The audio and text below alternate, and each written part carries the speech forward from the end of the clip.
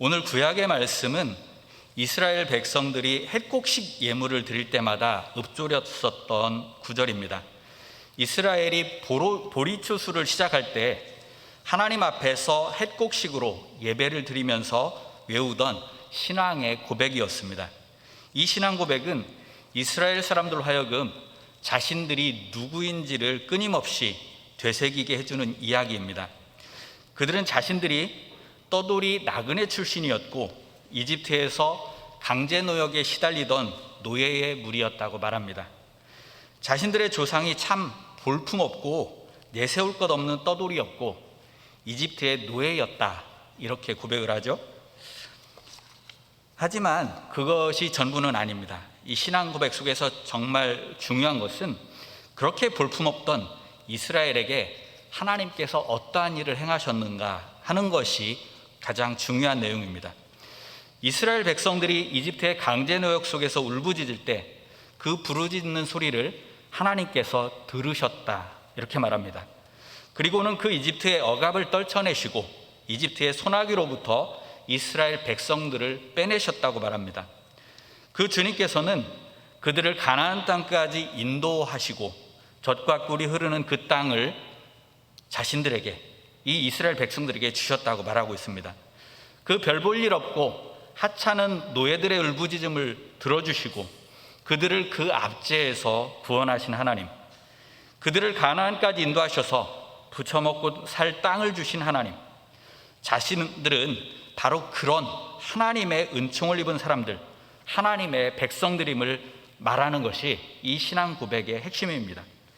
비록 떠돌아다니면서 살던 나그네들의 후손이고 이집트에서 종살이하던 노예들의 후손에 불과하지만 하나님께서는 그런 우리들의 울부짖음을 들어주셨고 그런 우리들을 이집트의 압제에서 구원하셨고 그런 우리들에게 가나안 땅을 부쳐먹고 살라고 주셨다. 우리는 그런 하나님의 백성이다.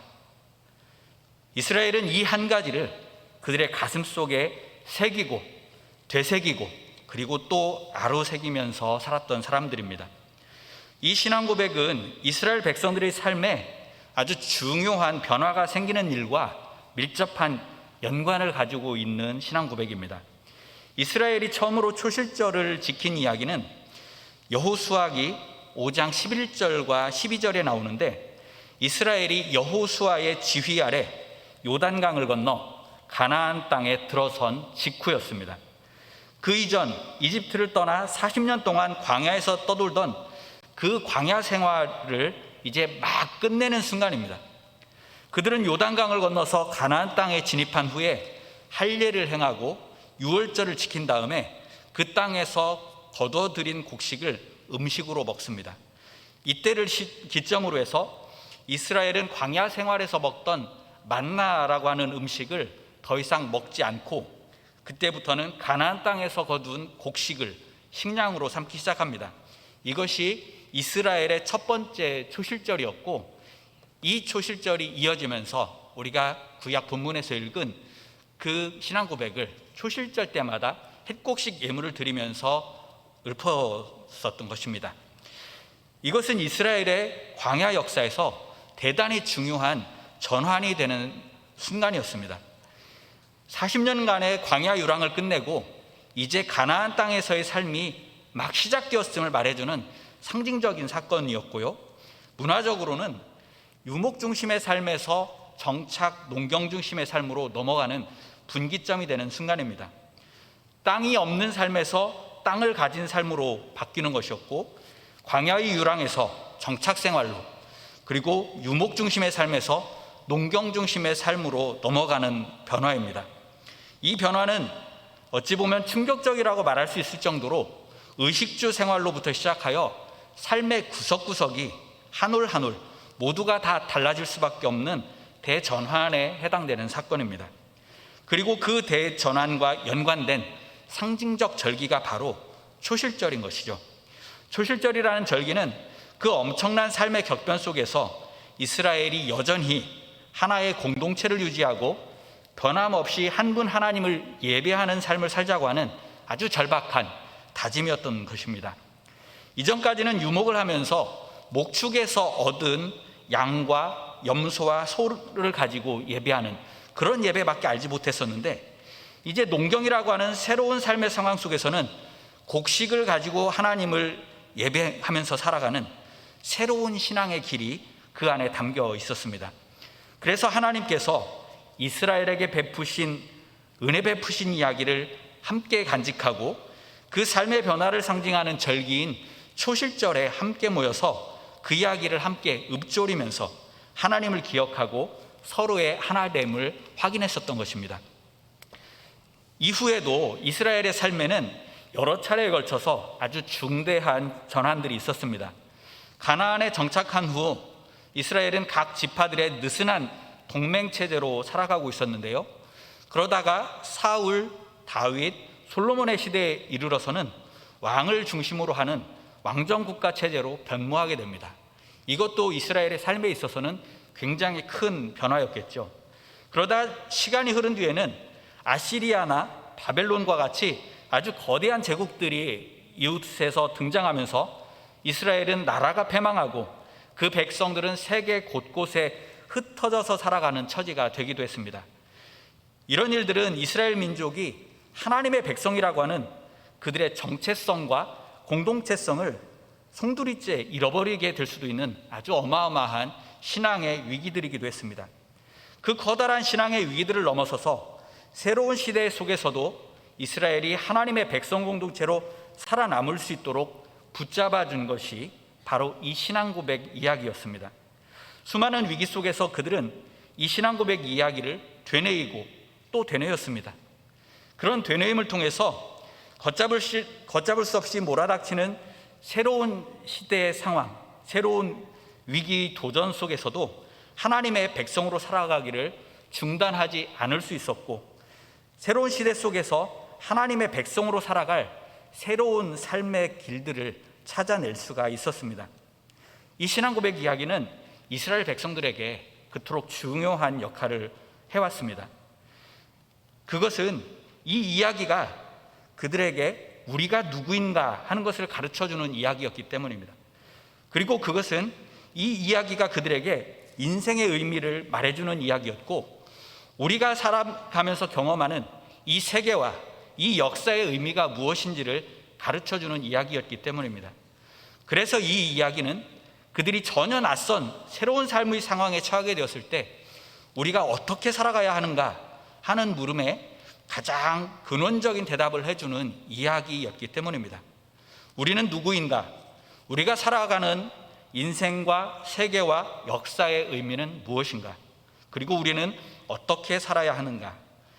이러한 질문들은 우리가 살아가면서 끊임없이 품게 되는 가장 근원적인 물음들입니다. 우리는 누구인가? 우리가 살아가는 이 인생과 세계와 역사의 의미는 무엇인가? 그리고 우리는 어떻게 살아가야 하는가?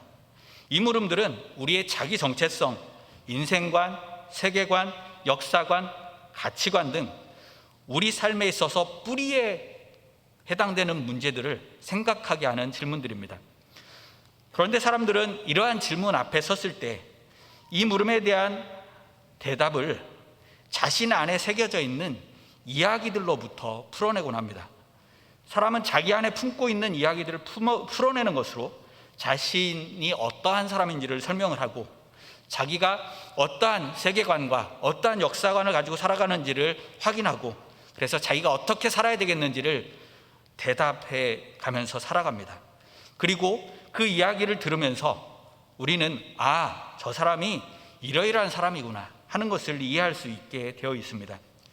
그렇게 우리가 풀어내는 수많은 이야기들 가운데 삶의 가장 근원적이고 중요한 문제들에 대한 답변의 원천이 되는 이야기들이 있는데, 그런 이야기들을 우리는 뿌리 이야기다, 우리의 삶의 뿌리에 대해서 생각하게 하고 우리 삶의 뿌리에 대한 답변을 주는 이야기다 하는 의미에서 뿌리 이야기다 이렇게 부를 수가 있습니다.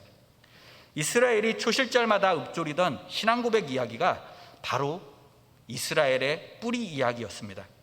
이스라엘은 초실절마다 그 이야기를 되풀이하고 그리고 삶 속에서 끊임없이 되뇌임으로써 그 이야기로부터 삶의 근원적 물음들에 대한 답을 길어 올렸습니다.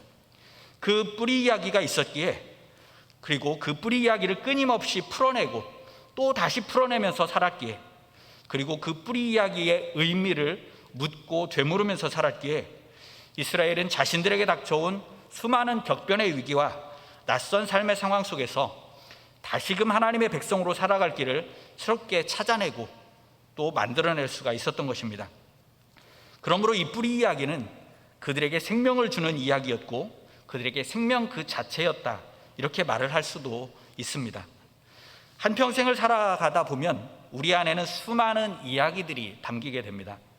자신이 살아온 이야기, 삶 속에서 경험했었던 이야기, 어디선가 들은 이야기, 책에서 읽은 이야기, 그리고 내가 생각 속에서 꾸며낸 이야기까지 수많은 이야기들을 우리들은 우리 삶 속에서 만들어내고 우리 안에 간직하게 됩니다. 그 가운데는 나만의 독특한 이야기들도 있습니다. 그런 이야기는 남들과 나를 구별지어주는 이야기가 되고 나의 개성을 드러내주는 이야기가 됩니다. 그런가 하면 그 가운데 어떤 이야기는 다른 사람들도 함께 가지고 있는 이야기도 있습니다.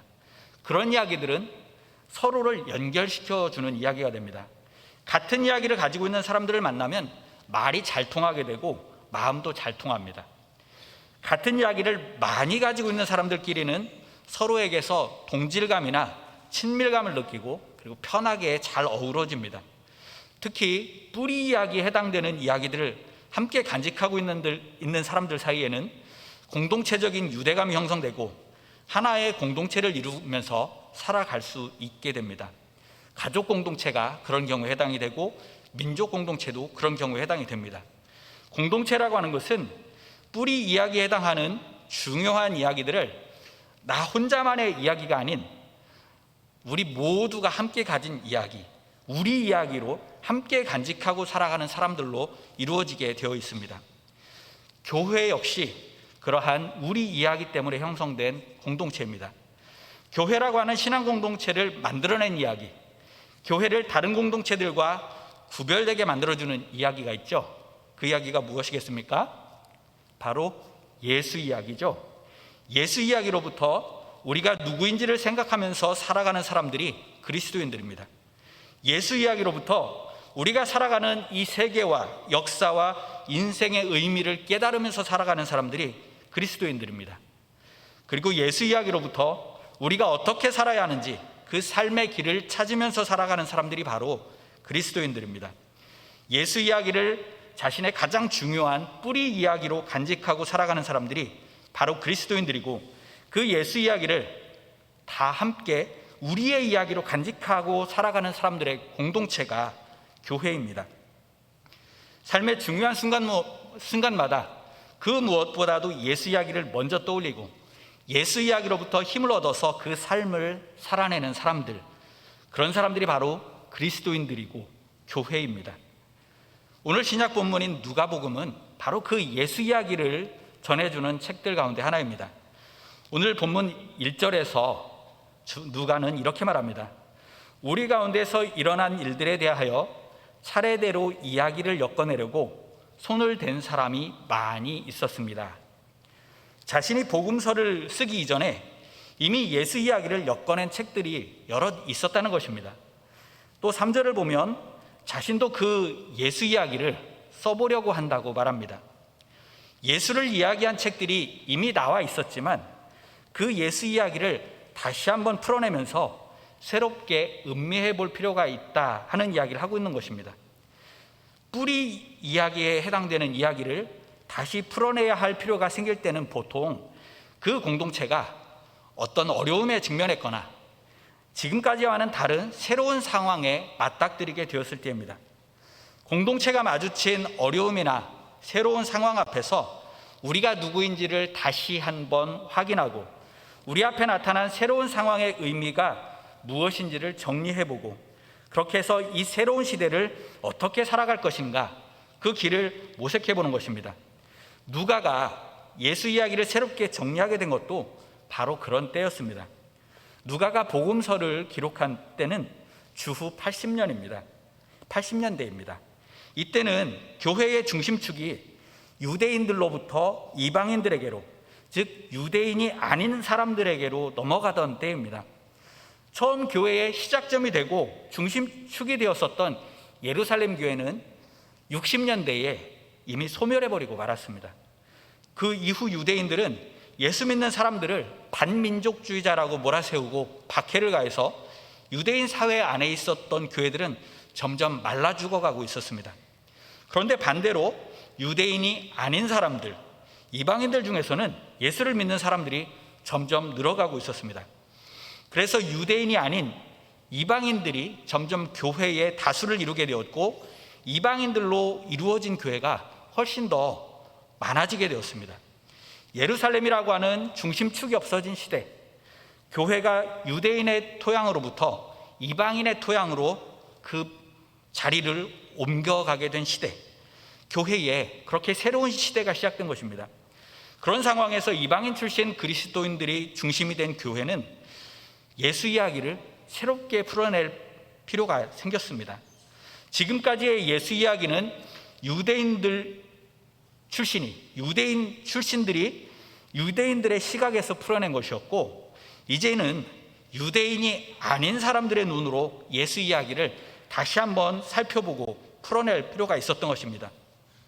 누가복음은 그렇게 교회의 토대가 유대인들로부터 이방인들에게로 옮겨진 시대에, 교회 중심축이 유대 문화로부터 이방 문화로 옮겨진 그 시대에 이방인 출신 그리스도의 눈으로 다시 풀어낸 예수 이야기입니다. 그렇게 이방인의 눈으로 예수 이야기를 다시 풀어보니까 유대인들의 눈으로만 볼 때는 제대로 볼 수가 없었던 새로운 점들을 발견할 수가 있었습니다. 유대인들의 눈으로만 봤을 때는 예수님이 유대교와 유대 역사의 완성자요, 유대인들의 구원자로 보였습니다. 이방인들도 구원에 참여하는 것을 보고 교회 안에 받아들이기는 했지만 그것은 어디까지나 일종의 예외적인 선처 정도로 여기고 있었습니다. 그런데 이방인들의 눈으로 예수 이야기를 다시 들여다보니까 다른 점들이 눈에 들어옵니다.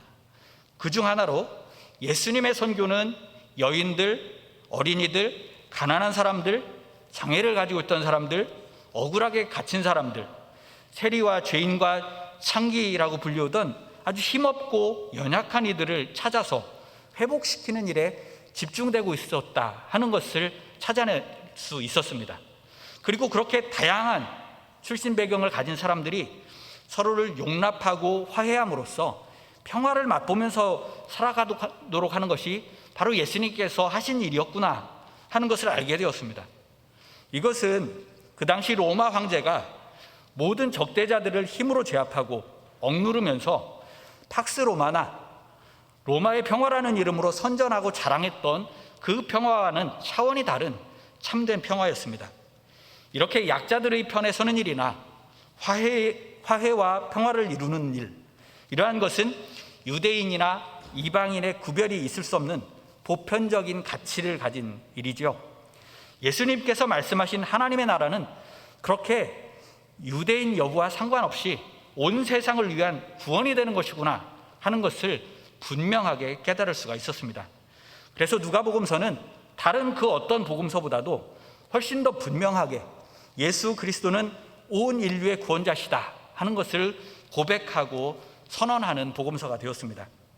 이것은 교회 공동체의 뿌리 이야기인 예수 이야기를 새로운 상황에서 새로운 눈을 가지고 다시 풀어내는 가운데 얻어진 대단히 귀중한 깨달음입니다. 오늘날의 우리 역시 예수 이야기, 우리의 뿌리 이야기에 더욱 집중해야만 하는 시대를 지나고 있습니다. 코로나19 팬데믹, 4차 산업혁명, 기후위기, 생태위기, 이 모두가 다 우리 시대를 표현하는 말들인데 그 하나하나가 어마어마한 크기, 어마어마한 무게를 가지고 있는 말들이죠. 우리는 이러한 일들이 한꺼번에 겹쳐진 시대를 지나가고 있습니다. 한마디로 우리는 격변의 시대를 살고 있습니다. 앞서 성경 말씀을 통해서 보았듯이 이러한 격변의 시대는 신앙 공동체들이 그 뿌리 이야기에 더욱더 집중할 필요가 있는 때입니다. 우리가 누구인지, 지금 우리가 경험하고 있는 이 역사의 의미가 무엇인지, 이 속에서 우리는 어떻게 살아가야 하는지를 다시 확인하고 재정립해야만 우리의 신앙이 이 새로운 상황 속에서도 생명력을 발휘할 수 있게 될 것이기 때문입니다. 우리가 우리의 뿌리 이야기인 예수 이야기에 더욱더 집중해야 할 또 하나의 이유가 있는데요, 이 시대 교회들이 다 함께 안고 있는 걱정거리가 하나 있죠. 전도가 되지 않고 자녀손들에게 신앙의 전승이 잘 이루어지지 못한다 하는 점입니다.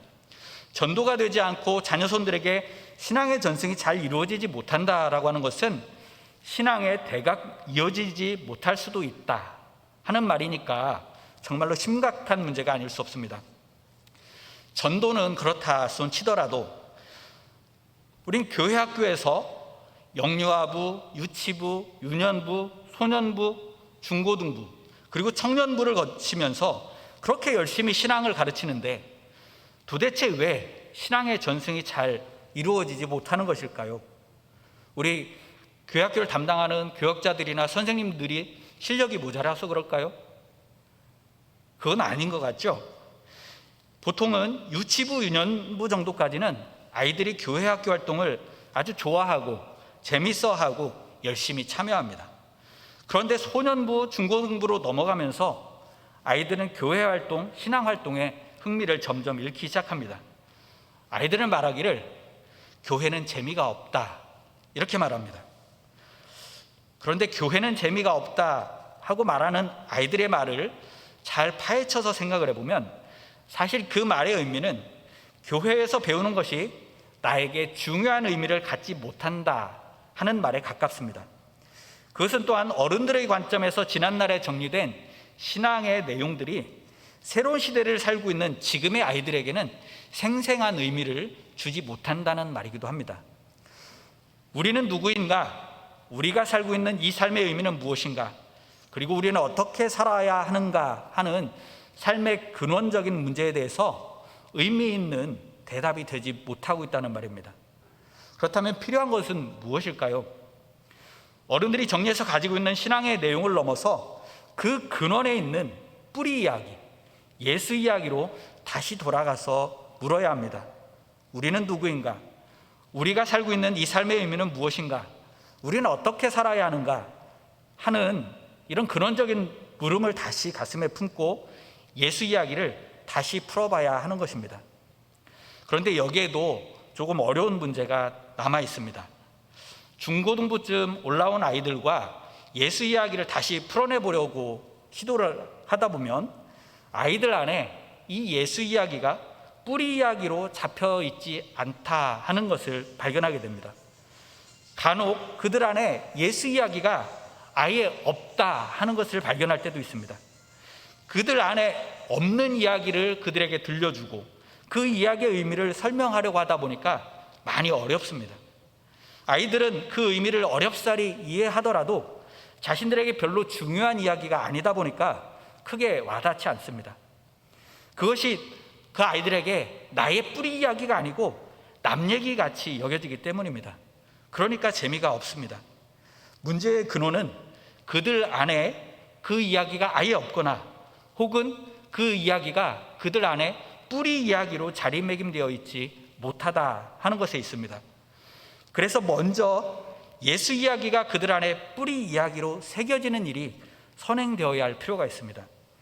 예수 이야기가 그들에게 중요한 이야기로 자리매김되어 있어야 그 이야기의 의미가 그들의 중요한 관심사가 되고 그 이야기가 그들의 정체성과 세계관과 역사관과 가치관을 형성하는 힘을 발휘할 수 있게 됩니다. 예수 이야기가 뿌리 이야기가 되고 나면 그때부터는 그 이야기의 의미를 알고 싶어지게 되고 그 이야기의 의미를 알게 될 때 희열을 느끼게 되고 그 이야기가 의미하는 바에 따라 살아가기를 갈구하게 되기 때문입니다. 그러니까 예수 이야기가 그들 안에 뿌리 이야기로 새겨지도록 하는 일이 먼저 이루어져야만 하는 것입니다. 어떻게 하면 예수 이야기가 우리의 자녀손들에게 뿌리 이야기로 자리매김될 수가 있을까요? 가장 우선적인 것 두 가지를 말씀드리고자 합니다. 첫째는 반복입니다. 우리가 무엇이든지 반복하다 보면 우리 뇌에 깊이 아로 새겨지죠. 마찬가지로 이야기도 반복해서 듣고 반복해서 말하다 보면 우리 안에 깊이 아로 새겨집니다. 여러 차례의 반복을 거치다 보면 의식의 세계를 지나서서 우리의 내면 저 깊숙한 무의식의 영역에 이르기까지 그렇게 깊이 아로새겨집니다. 그렇게 깊게 아로새겨진 이야기가 바로 뿌리 이야기가 됩니다. 그러므로 들려주고 또 들려주어야 합니다. 들려주고 또 들려주어서 그들의 가슴 속에 새겨질 때까지, 그리고 그들이 자신의 입으로 그 말을 풀어낼 수 있게 될 때까지 들려줘야 합니다. 밥을 먹을 때도 들려주고, 여행이나 캠핑을 갈 때도 들려주고, 학교에 갈 때도 자꾸자꾸 들려줘야만 합니다. 또 스스로 말해볼 기회도 주어야 합니다. 읽어도 보고, 구연으로도 말해보고, 노래와 춤으로도 말해보고, 연극으로도 말해볼 수 있도록 자꾸자꾸 말해볼 기회를 주어야만 합니다. 그렇게 해서 그 이야기를 가슴에 새기고 그 이야기를 자기 입으로 말할 수 있게 될 때까지 들어보고 말하기를 반복해야만 합니다. 어린아이들이 옛날 이야기를 듣다 보면 나중에 그 이야기를 자기가 동생들에게 해주죠. 자꾸 듣다 보면 이제 자기가 듣던 이야기를 다른 사람들에게 재밌게 풀어내줄 수 있게 됩니다. 그와 같이 예수 이야기를 그렇게 자기 입으로 풀어 말할 수 있게 될 때 예수 이야기가 그들의 뿌리 이야기로 자리매김될 수가 있게 됩니다. 그리고 자신들의 예수 이야기를 다른 사람들에게 들려줄 줄 아는 사람들이 되어갑니다. 대를 이어가는 신앙의 생명력은 바로 여기에 달려있다고 볼 수 있습니다. 둘째는 그 이야기를 우리가 함께 간직하고 있음을 확인하는 것입니다. 내 안에 새겨져 있는 이야기가 나 혼자만이 아니라 우리 모두가 그 이야기를 함께 간직하고 있다 하는 것을 확인하게 될 때 그 순간 그 이야기는 대단히 중요한 이야기로 자리매김됩니다.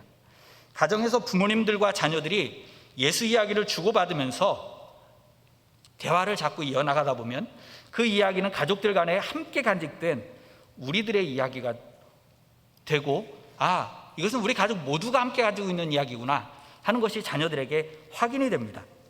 교회에서 예배 시간에 또 성탄절이나 부활절 같은 절기 행사들을 통해서 그 이야기를 함께 풀어내다 보면 그 이야기는 더 큰 신앙의 공동체가 함께 간직하고 있는 우리 이야기구나 하는 것이 확인됩니다.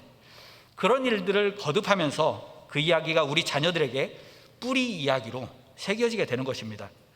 우리와 우리 자녀들의 가슴 속에 동시에 예수 이야기가 뿌리 이야기로 새겨져서 언제든지 그 이야기를 다시 풀어내고 되새김할 수 있게 될 때 그 이야기가 우리와 우리의 자녀들을 하나의 신앙 공동체로 묶어줍니다.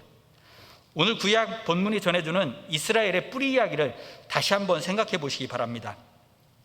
하나님께서 보잘것없던 이스라엘을 이집트의 압제에서 건져내시고 젖과 꿀이 흐르는 가나안 땅을 그들에게 주셨다고 하는 이야기는 각각의 이스라엘 사람들 모두가 간직하고 있는 이야기였습니다.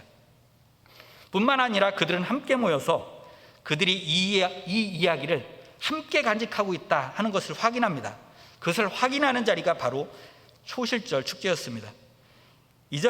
오늘 26장의 2절 말씀을 보면 주 당신들의 하나님이 자기의 이름을 두려고 택하신 곳으로 햇곡식을 가지고 가서 그곳에서 예물을 드리며 이 신앙 고백을 읊조리라고 말합니다.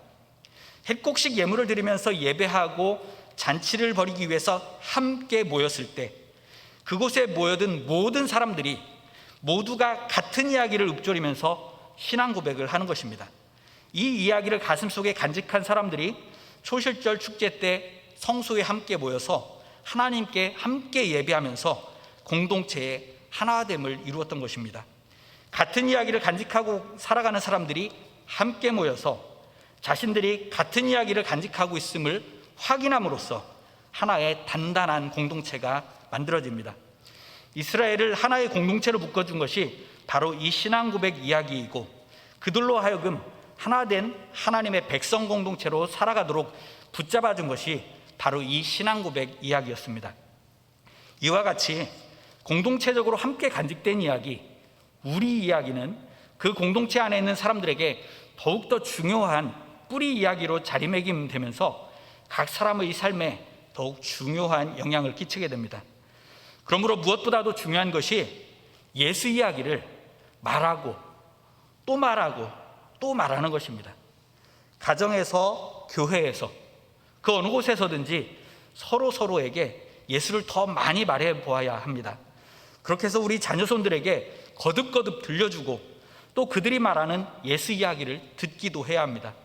그러면 우리 자신에게도 더욱 깊이 되새겨지고 우리 자녀손들에게도 예수 이야기가 그들의 뿌리 이야기로 깊이 아로새겨질 수 있습니다. 그리고 그 이야기를 다시 풀어내고 다시 되새김질함으로써 이 변화된 세상에서 그리스도의 제자로 살아갈 길을 우리 자녀손들과 우리가 함께 닦아나갈 수 있게 될 것입니다. 코로나19 팬데믹으로 인해서 우리 자녀손들의 신앙교육이 더욱더 힘든 상황에 처해 있습니다. 하지만 이런 때일수록 우리 자녀손들과 함께 예수 이야기를 우리의 뿌리 이야기로 새겨나가는 일에 더욱더 힘을 모아야 할 때입니다. 그렇게 예수 이야기를 우리 자녀손들과 함께 우리의 이야기로, 우리의 뿌리 이야기로 새겨나가는 일에 최선을 다하는 주의 백성들이 되시기를 주님의 이름으로 축원드립니다. 주님, 우리의 자녀손들에게 신앙을 전승해 주기가 너무도 어려운 시대가 되어 있습니다. 저희들이 다른 것은 하지 못할지라도 예수를 이야기하고 또 이야기해서 우리 자녀손들의 가슴 속에 예수 이야기만큼은 꼭 심어주고 싶습니다. 말씀과 성령으로 우리와 우리 자녀손들 사이를 소통시켜 주셔서 우리 모두가 아름다운 신앙의 가문들을 남길 수 있도록 복을 내려 주시옵소서. 예수님 이름으로 기도합니다. 아멘.